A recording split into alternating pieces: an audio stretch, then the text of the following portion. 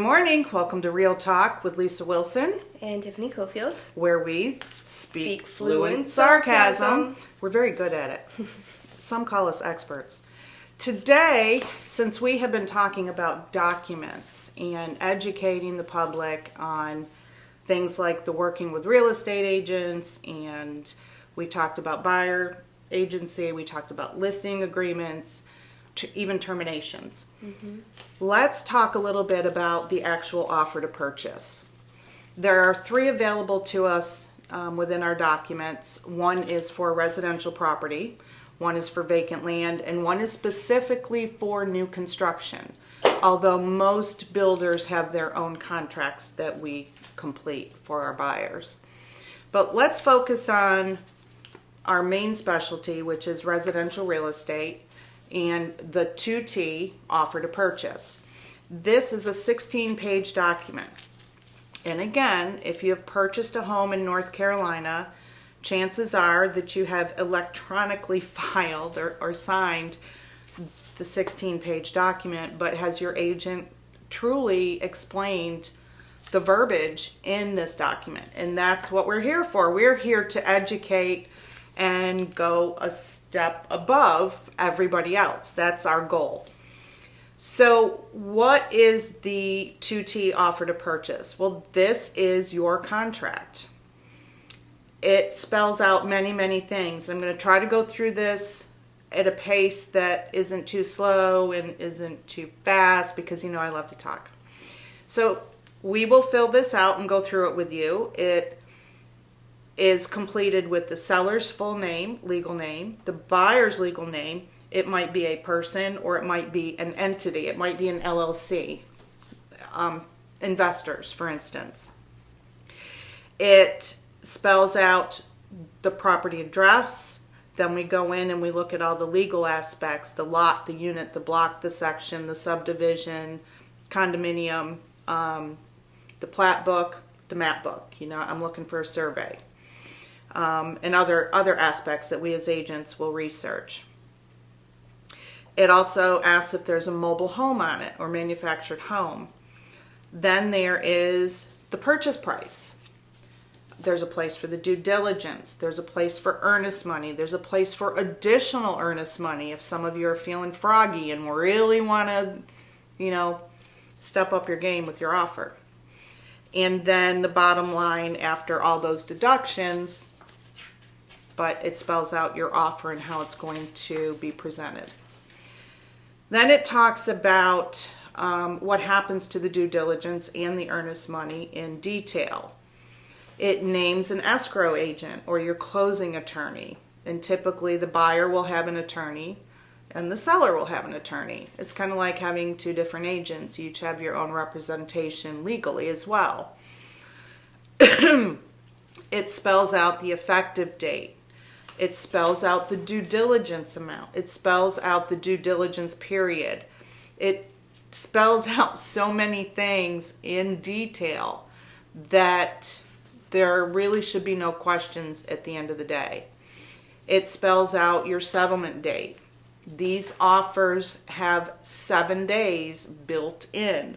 So if I say that your closing's going to happen on the 30th of May, you, according to the offer to purchase, could close within 7 days before or 7 days after without needing an amendment or addendum to go with this, any changes to that closing date.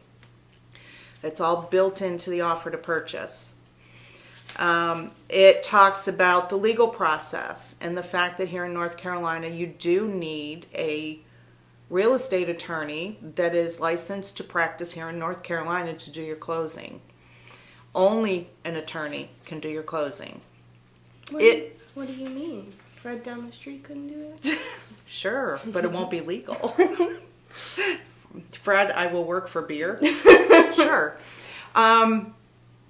It talks about special assessments, and that's a rabbit hole that we really don't want to go into today, but maybe in your subdivision they want to put in new lights or they want to resurface the roads, and your HOA is deciding whether they want to add additional fees to your monthly HOA payment to help pay for it. Well, those are special assessments. So it talks about the what ifs. What if it isn't approved already? What if it is? Who's responsible for it in either one of those situations? It's spelled out. Fixtures and exclusions. This is a biggie. And I think I told the story about how I had to pay for a refrigerator on a transaction. Yeah, that wasn't fun. You do the right thing. It comes back to you, right? So, fixtures are affixed to the property, right? Think about it that way.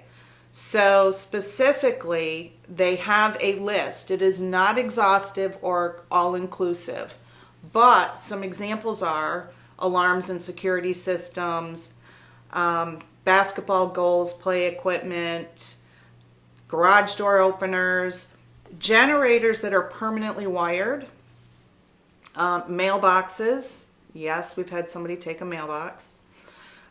Mirrors that are attached to the walls. And again, we talked about this before.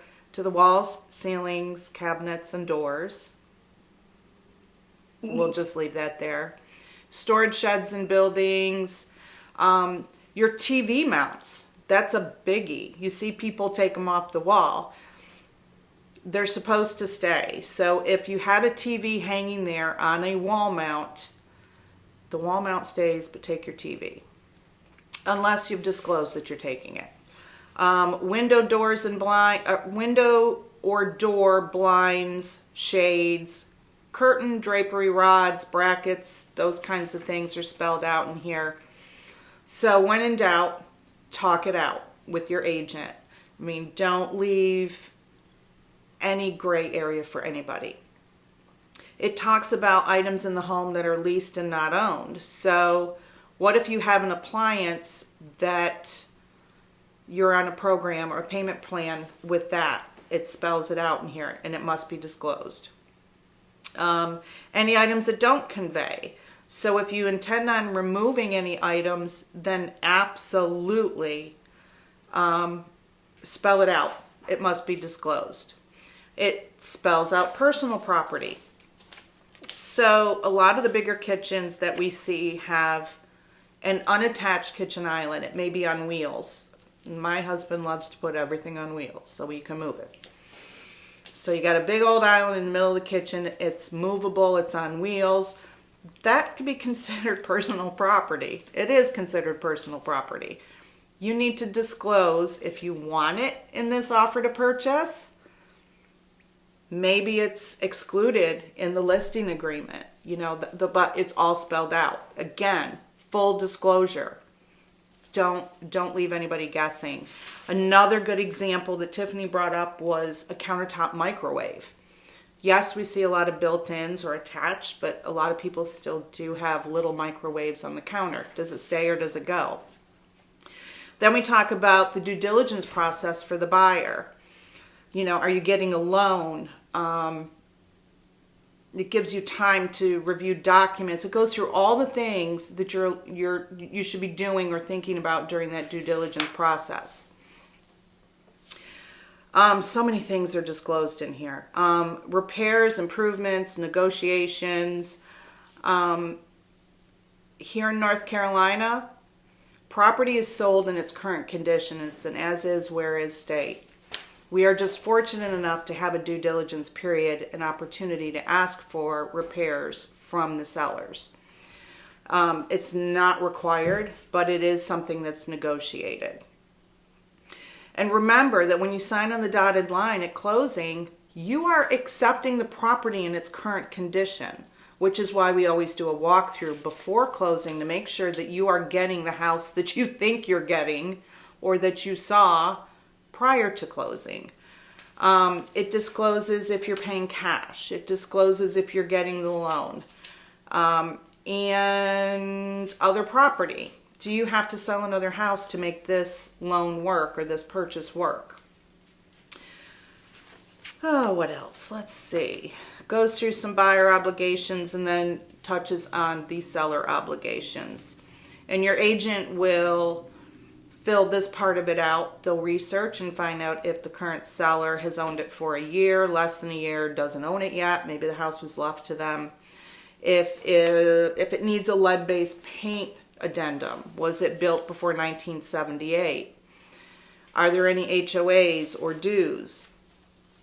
Your agent's going to be doing a lot of research for you, hopefully. We're going to research if there's a fuel tank.